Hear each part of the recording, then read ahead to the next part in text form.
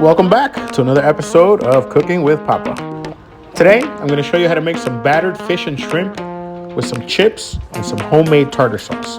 You're going to want to stick around for this one. This was delicious. One of my favorite recipes so far.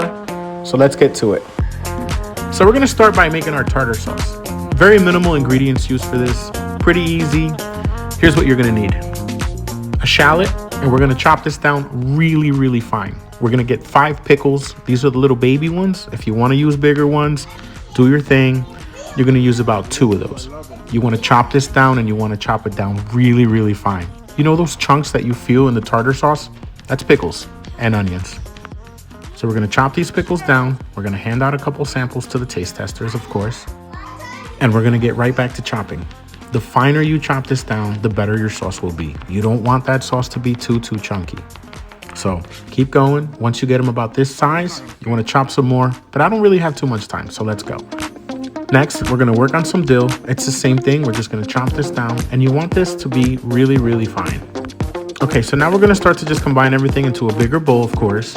We're going to throw in our chopped pickles. We're going to throw our shallot in there. We're going to throw our dill. Now we're going to throw some lemon zest in here, and eventually we're going to squeeze half of that lemon in. Okay. Now we're going to come in with the star of the tartar sauce. We're going to come in with some mayonnaise. Yes, I could have made some homemade mayonnaise, but honestly, I'm trying to eat. We're going to use a lot of that mayonnaise. We're going to come in with some Tabasco sauce. It's very important. You're not going to use a lot, but you definitely need Tabasco sauce in there. Now we're going to go ahead and stir this really well. Make sure everything is nice and mixed. And now, of course, we're going to come in with a little bit of pepper, and we're going to come in with some salt. Of course, always to taste.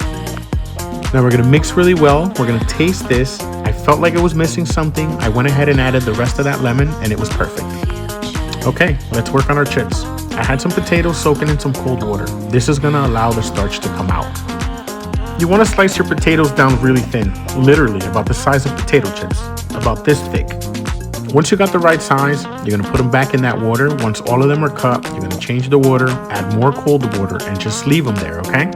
The objective is to get all of that starch out. We're going to eventually pat these dry when we get the water out, and we're going to have them ready to fry. Okay, so let's work on that batter.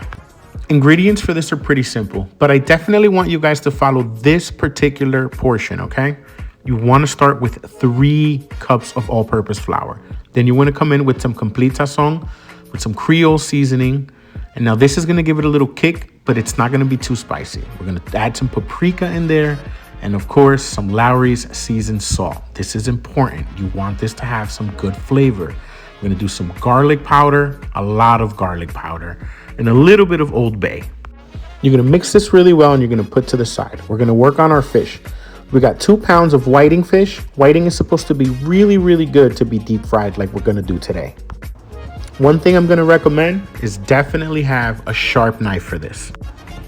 When you go to the fish market, make sure that the chunk that you're getting is really thick, and then you want to make it into these nice sized strips. We also picked up some shrimp, and it was pretty cool that the place cleaned it for us. Thanks, guys.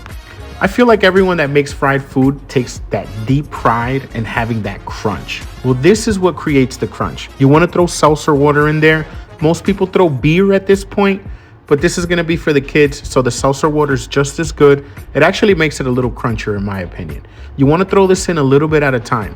Now, you guys remember when I said we're going to use 3 cups of all-purpose flour? The 3 cups is the perfect amount for you to put one of these bottles in there. You're going to mix this in really well, and you want a thick consistency. What we're looking for is quicksand, and I'll explain that now. You see how this is sinking in slowly? It'll eventually fall in, but I don't have time right now. But that's how you want your batter. You don't want it too thick, and you don't want it too thin. Just like that. You want to remove all the excess. You want to throw it in some clean oil, and you want to cook this not necessarily on high heat, maybe a medium heat, but you want to cook it thoroughly. You want to leave it there for a long time. Be patient with it. Turn it a couple of times. You want that fish to be nice and golden. Now let's work on our chips. One of the key things in regards to cooking these chips is you want the oil to be really hot. I ended up lowering it to try to give myself a little more time and not burn them, but instead what I got was soggy chips. Cook them at high heat. Okay, the fish is looking really good, and as you can tell, I'm not cooking it on high heat. We're gonna grab a couple of shrimp, we're gonna dip them in that batter and throw them right in the oil.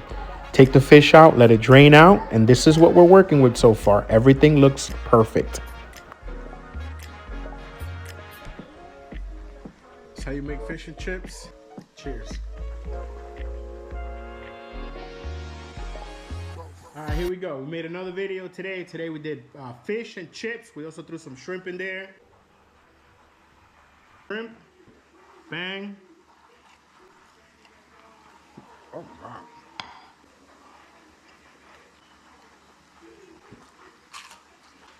It's perfect.